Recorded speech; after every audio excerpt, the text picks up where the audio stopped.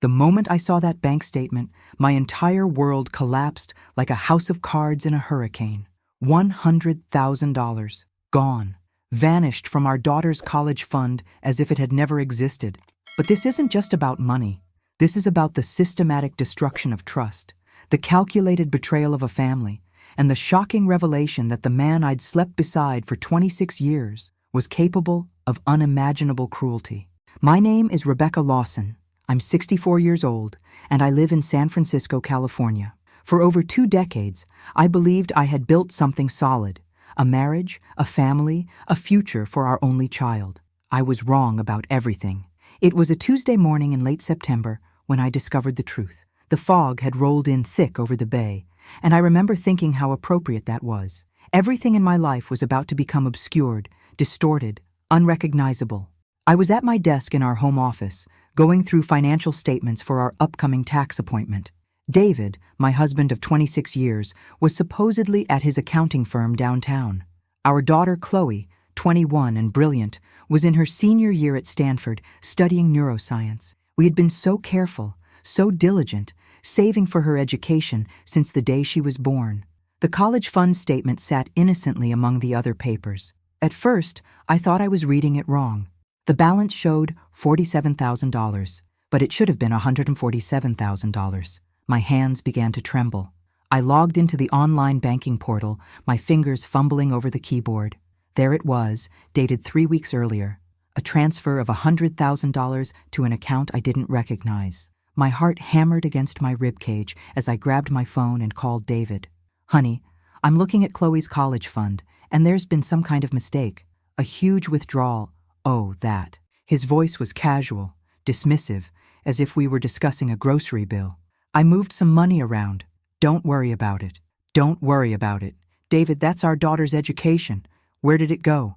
There was a pause, and then he laughed. Actually laughed. The sound made my blood run cold. "I gave it to someone who really deserves it, Rebecca. Someone who appreciates me. Unlike you." The line went dead. I sat there staring at my phone, feeling like I'd been punched in the stomach. Someone who really deserves it? Someone who appreciates him? The implications crashed over me like icy waves.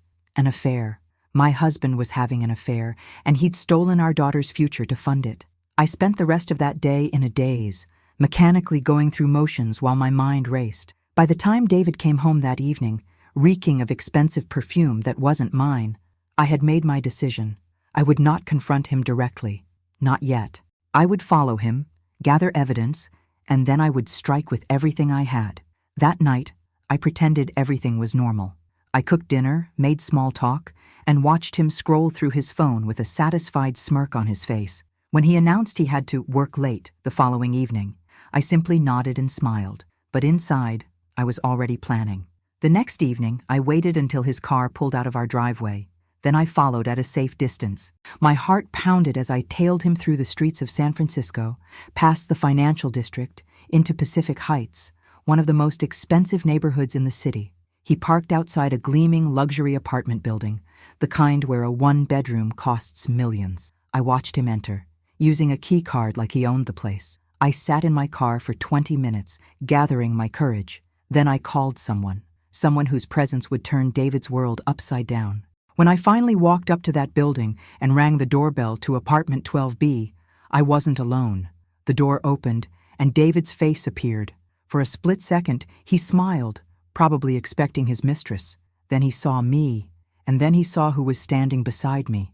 The color drained from his face completely. His mouth opened and closed like a fish gasping for air. Because standing next to me, with her arms crossed and fury blazing in her eyes, was our daughter Chloe. Before I continue with what happened next, I need to ask you something. If you're invested in this story, if you want to know how I fought back against this betrayal, please take a moment to like this video and subscribe to our channel. Your support means everything to me as I share this painful journey. And please, leave a comment telling me where you're watching from and what time it is there. I'd love to know that I'm not alone in this. Now, let me tell you about the confrontation that changed everything. "Dad?" Chloe's voice cracked with disbelief and pain. "Mom said you were working late. What are you doing here?" David's face cycled through emotions like a broken traffic light: shock, panic, anger, and finally, desperate calculation. He stepped partially into the hallway, trying to block our view of the apartment interior, but it was too late. I had already seen enough. The glimpse through that doorway revealed marble floors, designer furniture, and artwork that cost more than most people's cars. "Chloe, sweetheart, this is a client's place. He stammered, but his lies were transparent as glass. "A client's place where you have your own key?" I said, my voice steadier than I felt. "A client whose perfume you wear home every night? Rebecca, you're being hysterical," he snapped, his face hardening. It was the same dismissive tone he'd used on the phone, and it ignited something volcanic inside me. Hysterical? I stepped forward, and despite being 5 inches shorter than him, I felt 10 feet tall. "You stole $100,000 from our daughter's education fund. You transferred it to some woman. And I'm hysterical?" Chloe gasped beside me. "My college fund? Dad, is that true?" Before David could construct another lie, a voice called from inside the apartment. "David, who is it? Come back to bed, darling." The voice was young, sickeningly young. Chloe and I exchanged horrified glances before pushing past David into the apartment. What we found inside made my stomach turn. Standing in the doorway to the bedroom, wearing nothing but an expensive silk robe that probably cost $1,000, was a woman who couldn't have been older than 25. She had long blonde hair, perfect makeup even at 8 o'clock at night, and the kind of body that came from personal trainers and plastic surgery. When she saw us, her perfectly painted lips curved into a smile that was equal parts smug and cruel. "Oh," she purred, "you must be the wife and the daughter. How lovely. David, you didn't tell me we were having guests." "Shut up, Amber," David hissed, his composure completely shattered. "Amber?" I repeated, the name tasting like poison. "This is Amber? The 24-year-old junior accountant from your firm that you've been mentoring?" The pieces clicked together with horrifying clarity. All those late nights, all those business dinners, all those conferences in wine country that I wasn't invited to. It had been going on right under my nose, and I'd been too trusting, too stupid to see it. Chloe's voice shook with rage. "You gave my college money to your mistress? Dad, I'm drowning in student loans. I've been working 2 jobs while trying to maintain my grades. I eat ramen for dinner most nights because I can't afford anything else. And you gave her $100,000? Amber had the audacity to laugh. "Oh, honey, that money was the best investment your father ever made. Look at this place. 1,200 square feet of pure luxury in Pacific Heights. The rent alone is $8,000 a month. And that's just the beginning." My vision actually blurred with fury. "You spent my daughter's education money on rent for your mistress?" David finally found his voice, and what came out was even worse than his silence. "Chloe doesn't need that money. She has scholarships, she has loans, she'll be fine. But Amber deserves to live beautifully. She makes me feel alive again, Rebecca. Something you haven't done in years." The cruelty of those words hit like a physical blow. 26 years of marriage, 26 years of cooking his meals, raising his child, supporting his career, managing our home. And this was what I was worth to him. But Chloe wasn't finished. "Scholarships? Dad, I lost my scholarship last semester because I had to cut my course load to work more hours. I'm $30,000 in debt, and that's after working myself to exhaustion. That college fund was supposed to cover my senior year and medical school applications." "Medical school?" Amber interjected with mock sympathy.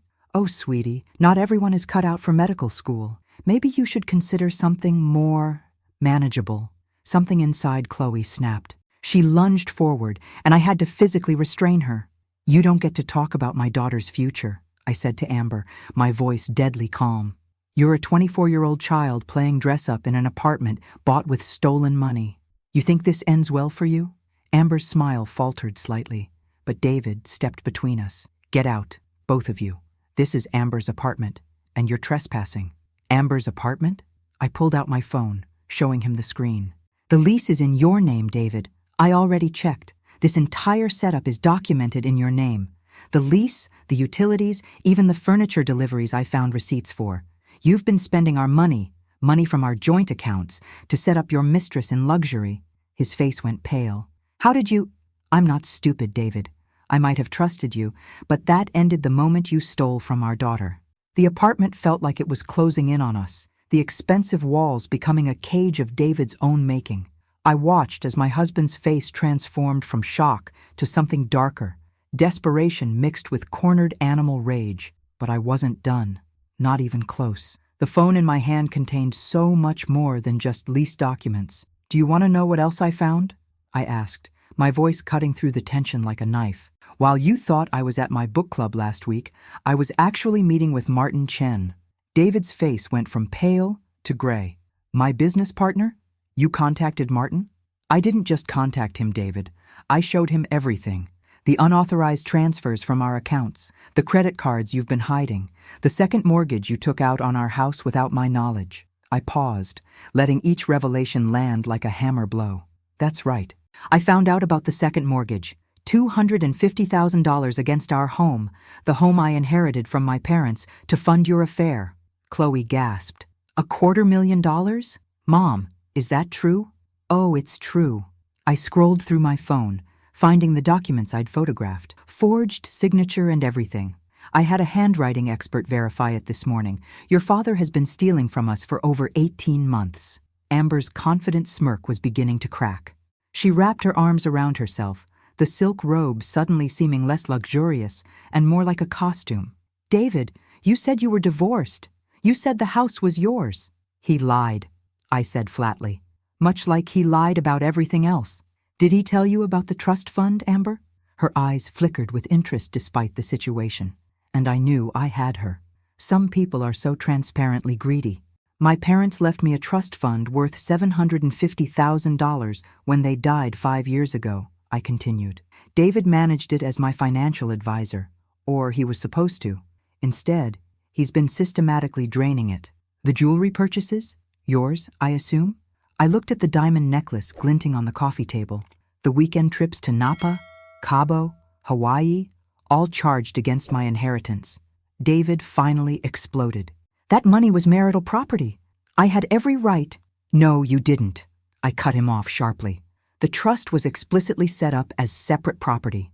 My parents didn't trust you even then, David. They saw something in you that I was too in love to notice. They made sure that money was protected, or it would have been, if you hadn't committed fraud." "Fraud is a strong word, Rebecca," David said, his lawyer instincts kicking in. "I have power of attorney over our finances. Everything I did was legal. Not when it involves forgery, theft, and embezzlement from a protected trust," I countered. "Martin was very interested in the documents I showed him, especially the ones proving you've been skimming from client accounts at the firm to cover your expenses when our money ran low." The color drained from David's face completely. Amber took a step back from him, finally understanding that she wasn't standing next to a successful man having a midlife crisis. She was standing next to a criminal whose house of cards was collapsing. "You're bluffing," David said, but his voice shook. "You don't have proof of that. I have emails, I have bank transfers, I have testimony from 3 clients who noticed discrepancies in their accounts and came to me asking if I knew what was happening with their money. They trusted you, David. They trusted us, and you stole from them too." Chloe was staring at her father like he was a stranger. "Who are you? I don't even recognize you." David's expression shifted again, this time to something that made my skin crawl, cold calculation mixed with contempt. When he spoke, his words were measured and cruel. "You want to know who I am? I'm someone who was suffocating under the weight of responsibility, of expectations, of a wife who let herself go and a daughter who only calls when she needs money."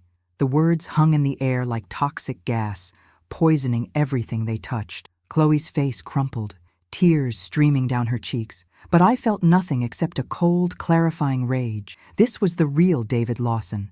Not the man I'd married, but the monster who'd been hiding beneath the surface for God knows how long. "Let myself go?" I repeated slowly, dangerously. "I'm 64 years old, David. I've aged naturally while supporting your career, raising our daughter, caring for my dying parents, and managing every aspect of our household. But you're right. I didn't get plastic surgery to please you. I didn't starve myself or inject poison into my face. How dare you blame your theft and infidelity on my appearance?" Amber shifted uncomfortably, perhaps recognizing herself in the description of artificial beauty. Her hand unconsciously went to her obviously augmented chest, and I saw a flicker of doubt cross her face. David pressed on, emboldened by his own venom. And Chloe, every time you call, it's about money. More money for books, for equipment, for emergencies that somehow always cost exactly what's in your account, plus a little more. You're 21 years old and you can't stand on your own 2 feet. That's because you raised her tuition every semester by cutting her fund, I shouted, my composure finally cracking. You've been sabotaging her for 18 months while pretending to be supportive. Those emergencies were real. Her laptop died, her car broke down, her textbooks cost $800. She was calling us because she trusted us, because she thought she had parents who cared. I do care, David insisted. But Amber understands me. She appreciates the life I can provide. She doesn't just take, she gives back. Gives back? Chloe's voice was raw with pain and fury.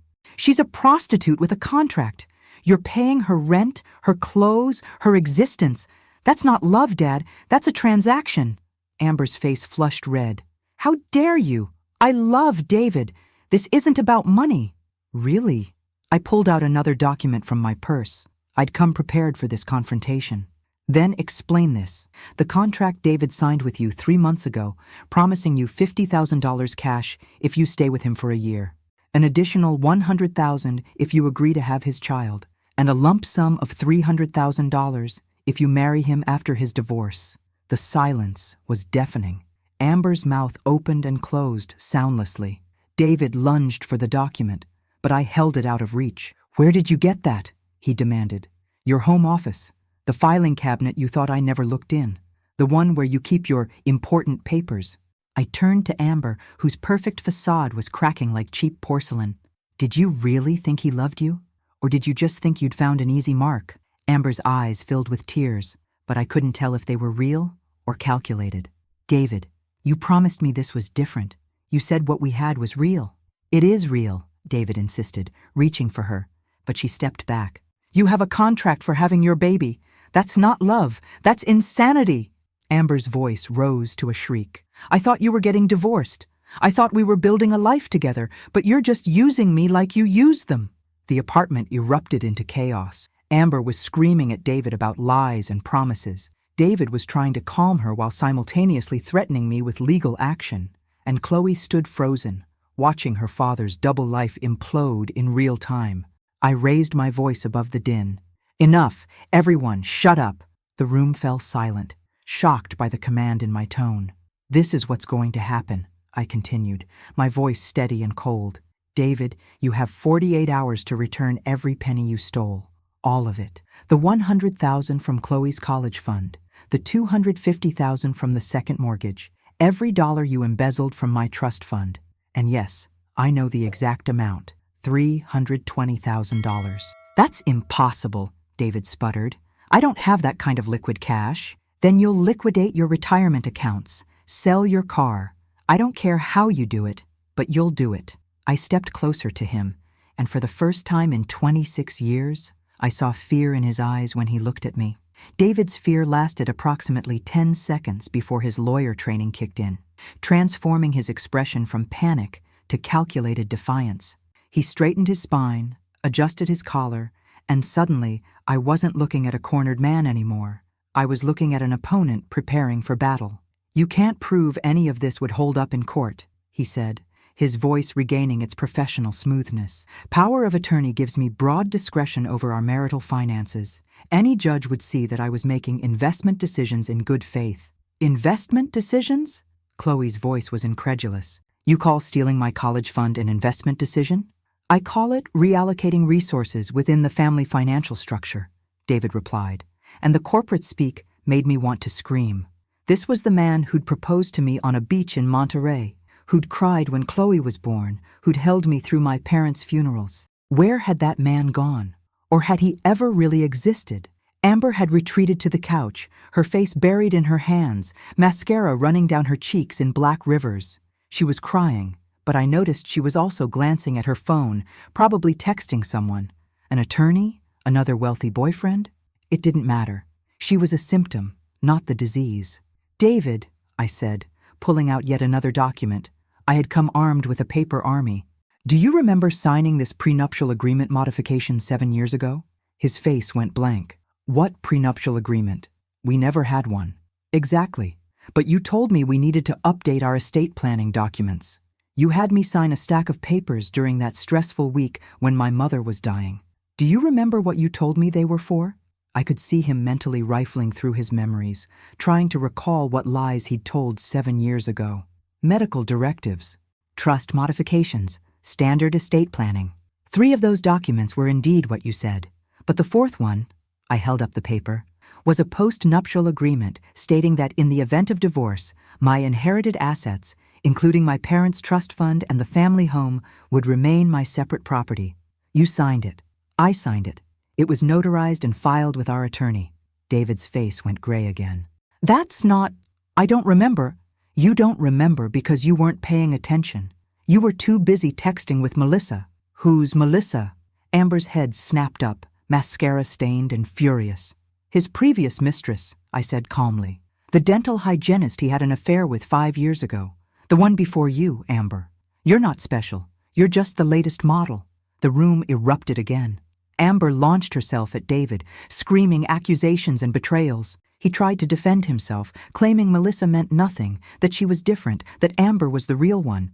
But his words were hollow, desperate, and unconvincing. Chloe grabbed my arm. Mom, you knew about another affair? 5 years ago? Why didn't you leave him then? I met my daughter's eyes, seeing the confusion and hurt there, and felt a wave of shame.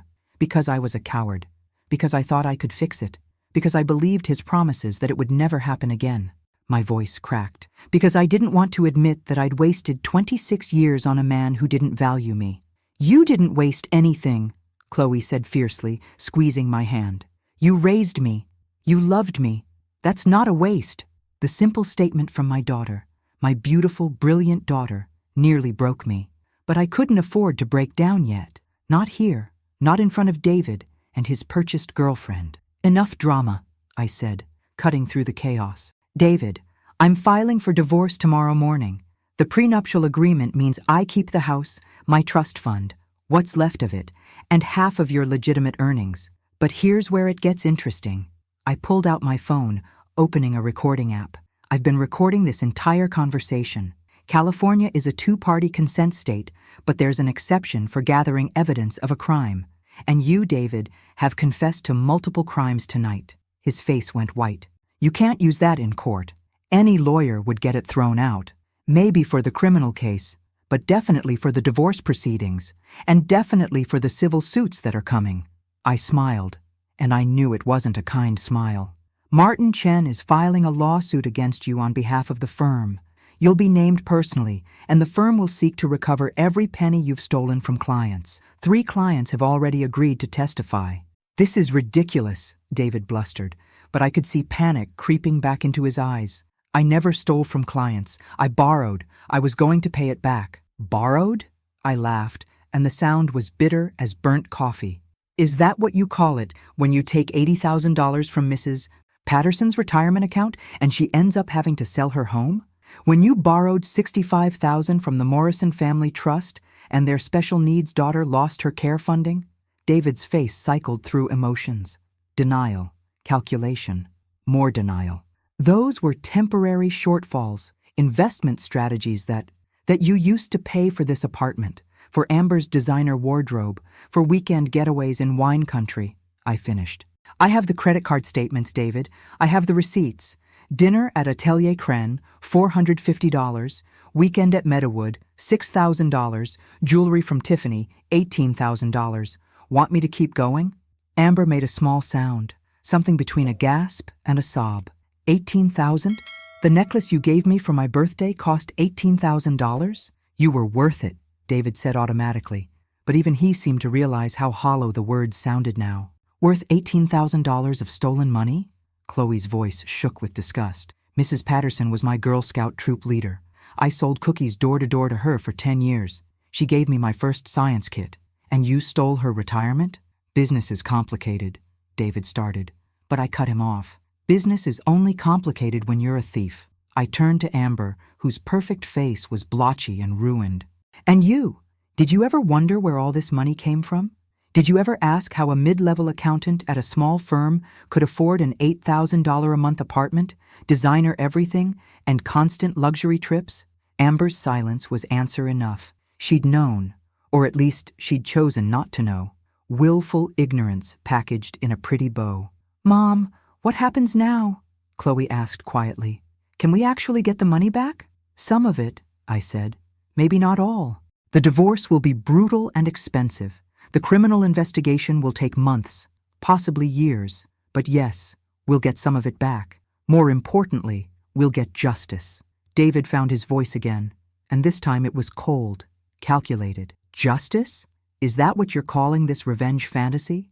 Because I'll tell you what happens next, Rebecca. I have friends. I have connections. I know judges, lawyers, people with real power. You think you can destroy me? I'll drag you through every court in California. I'll make this so expensive and so painful that you'll wish you'd just kept your mouth shut and looked the other way like you did before." The threat hung in the air like a storm cloud. This was the real David Lawson.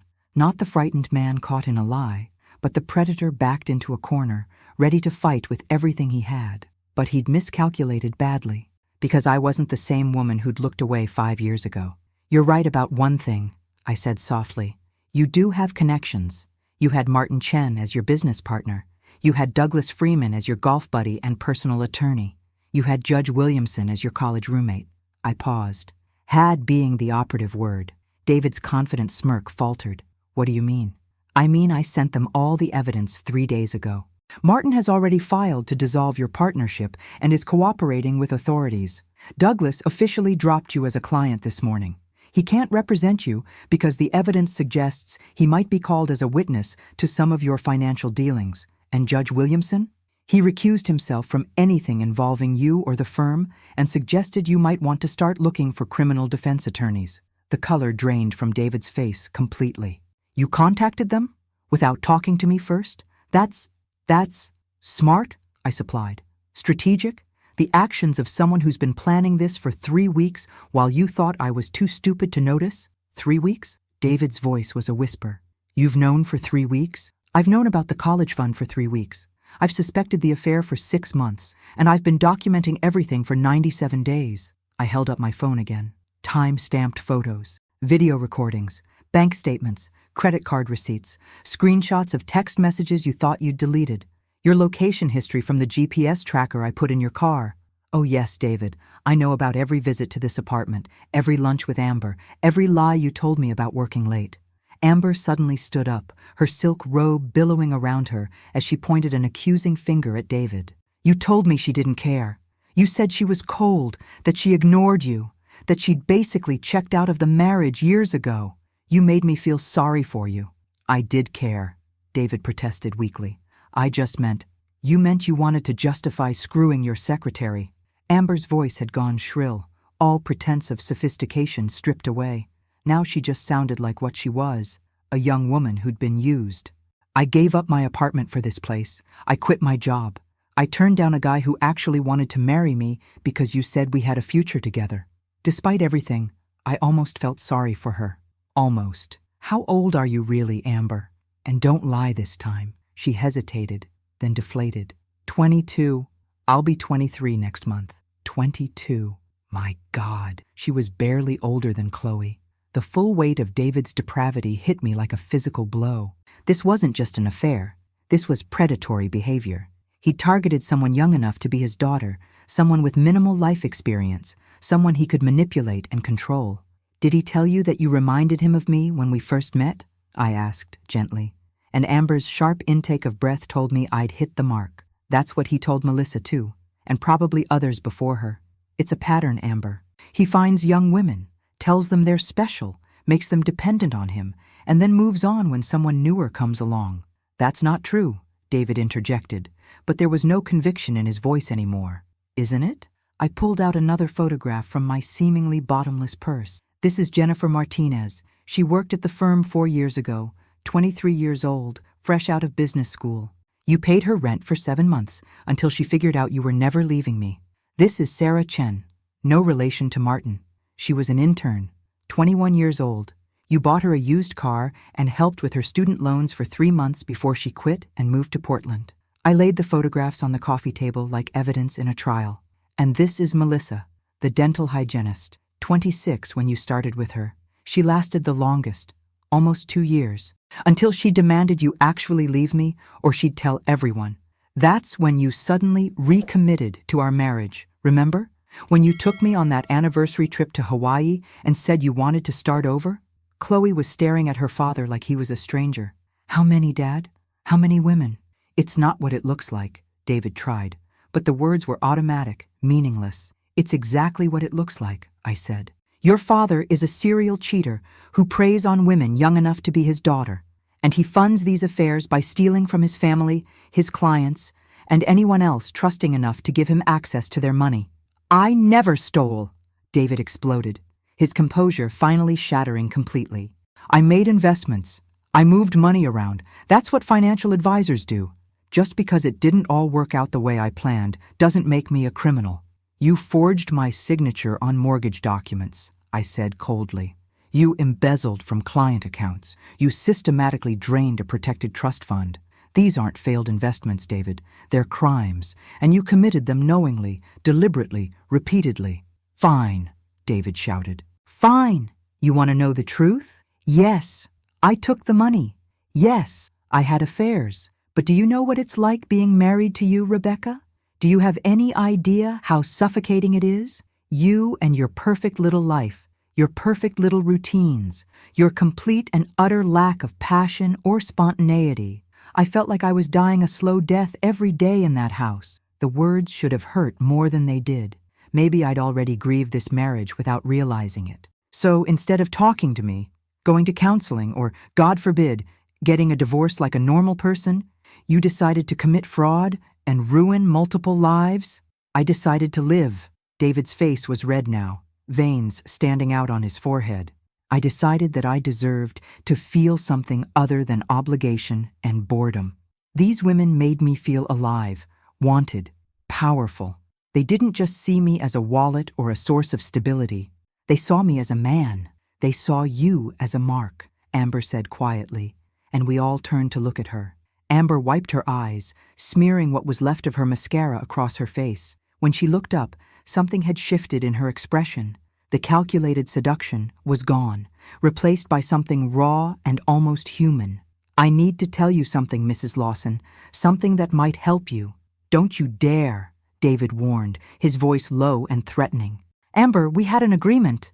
An agreement you violated the second I found out I wasn't the only one, Amber shot back. She turned to me, her hands trembling. He keeps records. Everything. Every transaction, every lie, every penny. He documents it all obsessively in case he ever needs leverage or an escape route. It's on his laptop, the one he keeps in the bedroom closet here, not the one he brings to work or takes home to you. My heart began to race. Where exactly? Amber, if you do this, the contract is void, David said desperately. You get nothing. Not a penny of the settlement money, not the apartment, nothing. I don't want your dirty money anymore, Amber said. And for the first time, I believed she was telling the truth. I didn't sign up to be part of destroying families and stealing from people's retirement funds. I thought you were successful, not criminal. She looked at me. The laptop is in the bedroom closet, top shelf, hidden in a Louis Vuitton garment bag. The password is Chloe's birthday, 04122-2004. The fact that he'd used our daughter's birthday as a password for his criminal records made me physically ill. Chloe must have felt the same way because she made a small sound of disgust. You can't just take my property. David moved to block the bedroom door. That's theft. I'll call the police. Please do, I said calmly. Call them. Explain to them why you're so desperate to prevent me from accessing a laptop in your mistress's apartment. I'm sure they'll be very understanding when we explain about the embezzlement, the fraud, and the $250,000 second mortgage you took out using a forged signature. David's hand, which had been reaching for his phone, froze. The calculation was clear on his face. Calling the police would bring scrutiny he couldn't afford. Not now. Not when his entire criminal enterprise was collapsing around him. I walked past him into the bedroom, Chloe close behind me. The room was exactly what I'd expected. Designer linens, expensive furniture, and photographs of David and Amber positioned to create the illusion of a legitimate couple. Seeing those photos, seeing my husband's arms around another woman in a dozen different poses, should have devastated me. Instead, I felt only a cold determination to end this. The closet was enormous, filled with clothes that each cost more than my monthly grocery bill. On the top shelf, just as Amber had said, was a Louis Vuitton garment bag. I pulled it down and unzipped it with shaking hands. The laptop was there, along with a stack of file folders. I opened the computer and typed in Chloe's birthday. The screen came to life, revealing a desktop organized with military precision. Folders labeled transactions, clients, personal, and most damning of all, insurance. Insurance? Chloe asked, looking over my shoulder. I clicked on it. Inside were subfolders for each of David's affairs, going back 7 years. Each contained photographs, text messages, receipts, and what appeared to be detailed financial records of exactly how much money he'd spent on each woman. It was as Amber had said. He documented everything, creating a paper trail of his own crimes. But there was more, much more. Files detailing questionable transactions at the firm, documents showing how he'd manipulated client portfolios to hide his theft, spreadsheets tracking exactly how much he'd taken from my trust fund over the years. The final tally was $347,000, even more than I'd estimated. "Mom, look at this," Chloe said, pointing to a folder labeled Exit Strategy. Inside was a detailed plan for how David intended to divorce me, frame the financial losses as poor investment decisions rather than theft, and walk away with minimal consequences. There were notes about moving assets to offshore accounts, recommendations from a lawyer about how to minimize his settlement obligations, and a timeline that started 6 months ago. He'd been planning to leave me anyway. All of this, the affairs, the theft, the lies, it was all part of an exit strategy. I wasn't his wife. I was an obstacle to be managed and discarded. "You were going to leave me penniless," I said, walking back into the living room with the laptop. "You were going to take everything and leave me with nothing." David's face confirmed it before his words did. "You would have been fine. You're a survivor, Rebecca. You would have figured it out." Figured it out? My voice rose despite my efforts to stay calm. "I'm 64 years old. My entire career was put on hold to raise our daughter and support yours. My retirement was supposed to be funded by the investments you were managing. You were going to steal everything I'd worked for and leave me with nothing." "You would have had the house," David said, and the casualness in his tone made me want to scream. "That's worth something. The house with a $250,000 second mortgage that you forged my name to obtain." I clutched the laptop like it was a life preserver. "The house I would have had to sell immediately just to pay off the debt you created. And even then, with San Francisco's taxes and fees, I would have been lucky to walk away with $200,000. That's what you were planning. To leave me with barely enough to survive while you ran off with whatever you could hide and your latest conquest." Chloe was pulling folders from the garment bag, spreading them across the coffee table. Each one represented another layer of betrayal. "Dad, there's a folder here about me, about my finances." "Don't read that," David said quickly, but it was too late. Chloe's hands shook as she read the documents. You were tracking my spending? You have notes about every time I called home for money, every purchase I made with my student account. You wrote that I was financially irresponsible and needed to learn to live within my means." She looked up at him, tears streaming down her face. "You were judging me for asking for help while you stole my college fund? While you spent $18,000 on a necklace for your mistress?" "I was trying to teach you responsibility," David said. But even he seemed to realize how absurd it sounded. "Responsibility?" Chloe's voice cracked. "I was working 40 hours a week while taking 18 credit hours. I was eating 1 meal a day to save money. I haven't bought new clothes in 2 years. I was selling my textbooks for grocery money. And you were writing reports about my financial irresponsibility while spending my education fund on your affair?" The weight of David's cruelty was crushing. This wasn't just infidelity or theft. It was systematic emotional abuse of everyone who trusted him. He'd positioned himself as the responsible one, the provider, the financial expert, while secretly stealing from all of us and judging us for the hardships his theft created. Amber had been silent, curled into herself on the couch, but now she spoke. "There's more, Mrs. Lawson, things I heard him talk about on the phone, conversations he thought I wasn't paying attention to." "Amber, don't," David warned, but his voice lacked conviction now. He knew he'd lost. "He was planning to blame you for the missing money," Amber continued, looking at me. "He told someone, I think it was a lawyer, that you had a shopping addiction, that you'd been spending excessively for years, and that he'd been trying to protect the family finances from your irresponsible behavior. The calculated nature of it took my breath away. He wasn't just going to steal from me, he was going to destroy my reputation in the process, paint me as an unstable spendthrift so that no one would believe me when I accused him of theft. I have credit card statements that prove otherwise, I said quietly. My spending has been consistent and modest for years. Groceries, utilities, household expenses, the occasional book or gift for Chloe. Nothing excessive, nothing frivolous. I know, Amber said. I told him it wouldn't work, that you seemed too careful for that story to be believable. But he said it didn't matter what was true, only what he could make people believe. David slammed his hand against the wall, making us all jump. This is insane. You're all ganging up on me, twisting everything. I made some mistakes, yes, but I'm not some criminal mastermind. I'm just a man who fell in love and made some poor financial decisions. Poor financial decisions? I held up the laptop. You have a spreadsheet tracking your embezzlement going back 7 years. You have offshore account information. You have a detailed plan for framing me for your crimes. This isn't poor decision-making. This is calculated, premeditated fraud. Fine, David screamed. You want the truth? I stopped loving you years ago. I stayed because it was convenient, because leaving would have been expensive and complicated. I took the money because I earned it. I built that firm. I made those client connections. I deserved to enjoy the fruits of my labor without asking permission from a wife who stopped caring about her appearance or our relationship years ago. The mask was completely off now. This was the real David Lawson, bitter, entitled, convinced of his own superiority and everyone else's inferiority. You stopped loving me, so you decided to destroy me instead of divorcing me, I said slowly, understanding dawning. This wasn't about passion or feeling alive. This was about punishment. You wanted to punish me for aging, for being human, for not being whatever fantasy you'd built up in your head. I wanted out, David shouted. But divorce would have cost me everything. California is a community property state. I would have had to give you half of my retirement, half of the firm, half of everything I'd worked for. So yes, I made a plan. I moved assets. I created a situation where I could leave with what I deserved. What you deserved, Chloe's voice was ice. You deserved nothing. You earned nothing honestly.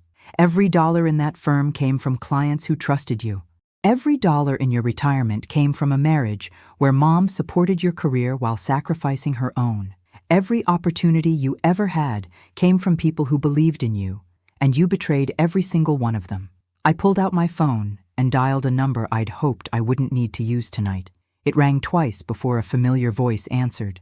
Detective Morrison, it's Rebecca Lawson. I'm at the address I sent you earlier. I have the evidence we discussed, and my husband just confessed to embezzlement and fraud.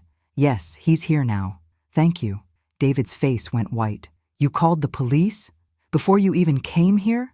I called them 3 hours ago and asked them to wait for my signal, I said calmly. Detective Morrison has been investigating financial crimes in San Francisco for 23 years. He's very interested in your case, especially after I showed him the preliminary evidence. Now he's getting a confession and the complete records.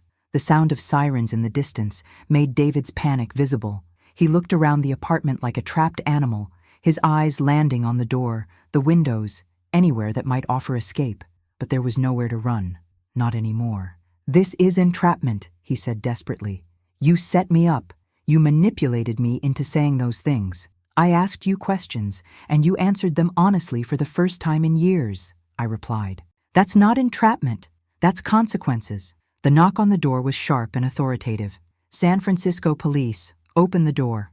Amber moved to answer it, and suddenly the apartment was filled with police officers. Detective Morrison, a tall man in his 50s with kind eyes and a no-nonsense demeanor, walked straight to me. Mrs. Lawson, you have the evidence? I handed him the laptop and the folders. Everything's here. Financial records, confession recordings on my phone, documents proving forgery and embezzlement. His entire operation. David Lawson, you're under arrest for embezzlement, fraud, and forgery, Detective Morrison said, gesturing for officers to approach David. You have the right to remain silent. I tuned out the familiar Miranda warning, watching as my husband of 26 years was handcuffed. He was still trying to talk his way out of it, still explaining and justifying and minimizing. Even now, he couldn't accept responsibility for what he'd done. Chloe gripped my hand tightly. "Mom, what happens now?" "Now?" I looked at my daughter, my beautiful, strong, brilliant daughter who deserved so much better than the father she'd gotten. "Now we rebuild. The district attorney will prosecute the criminal case. We'll file for divorce. We'll sue to recover the assets.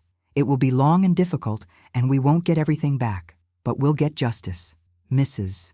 Lawson," Detective Morrison said, pulling me aside. "I need you to know that cases like this can take years. The money he moved offshore might be difficult to recover, and there's a chance he'll make bail and be out by tomorrow." "I understand," I said. "But I'm not doing this just for the money anymore. I'm doing this so the next young woman he tries to manipulate will be able to search his name and find out exactly what kind of man he is. I'm doing this so his clients will know the truth. I'm doing this because someone needs to stop him." As they led David away, he turned back one last time. "Rebecca, please, think about what you're doing. Think about Chloe. Do you really want her to grow up knowing her father is in prison?" The audacity of trying to use our daughter as leverage even now made me almost laugh. "Chloe is 21 years old, David. She's already grown up, and she grew up with a father who stole her future and blamed her for being financially irresponsible. Prison might actually be an improvement." After David was gone, the apartment seemed to breathe again. Amber sat on the couch, wrapped in her expensive robe, looking smaller and younger than her 22 years. "What happens to me?" she asked quietly. "That depends on what you do next," I said. "You can keep the jewelry he gave you. It was purchased with stolen money, but you didn't know that at the time. The lease on this apartment is in his name, so it's going to be seized as part of the asset recovery. You have about 30 days to find a new place, and if you testify honestly about everything you know, the prosecutors will grant you immunity from any charges related to receiving stolen property." She nodded slowly. "I'm sorry. I know that doesn't change anything, but I really am sorry." "You're young," I said, surprising myself with the compassion in my voice. "You made bad choices, but you can make better ones. Don't let this define the rest of your life." Chloe and I left the apartment as the sun was beginning to rise over San Francisco. The fog was burning off, revealing a clear, bright morning. We sat in my car for a long moment, neither of us speaking, processing everything that had happened. "How did you know he'd confess?" Chloe finally asked. "How did you know he'd say all of that?" "Because I knew him," I said. "Not the man I thought I married, but the man he really was underneath. I knew his pride wouldn't let him be painted as a victim or a fool.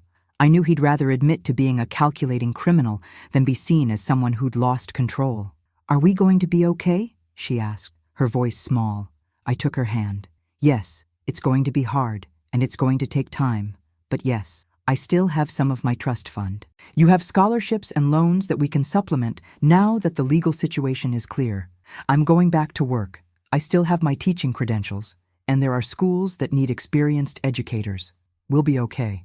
3 months later, I sat in a courtroom watching David be sentenced. The evidence from the laptop had been overwhelming.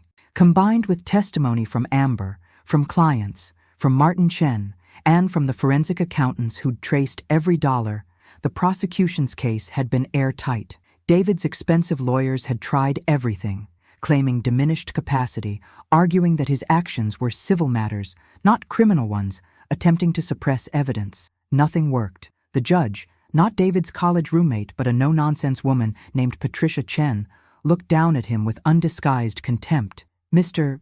Lawson, you violated every trust placed in you. You stole from your wife, your daughter, your clients, and your business partners. You manipulated young women and created elaborate schemes to hide your crimes. The court sentences you to 8 years in state prison, followed by 5 years of supervised probation. Additionally, you are ordered to make full restitution to all victims, totaling $1,200,000. 8 years. It wasn't enough, not really. But it was something. The civil cases took longer. Eventually, we recovered about 60% of what David had stolen. My house was freed from the fraudulent second mortgage. Chloe's college fund was restored. My trust fund would never be whole again, but it was enough to provide security. Chloe graduated from Stanford with honors and got into medical school at UCSF. She's in her second year now, studying to be a neurosurgeon. She's dating a kind young man who treats her with respect and splits the check on their dates. She's happy. I went back to teaching. high school English at a public school in Oakland. The pay isn't spectacular, but I love it. I love helping students find their voices through writing.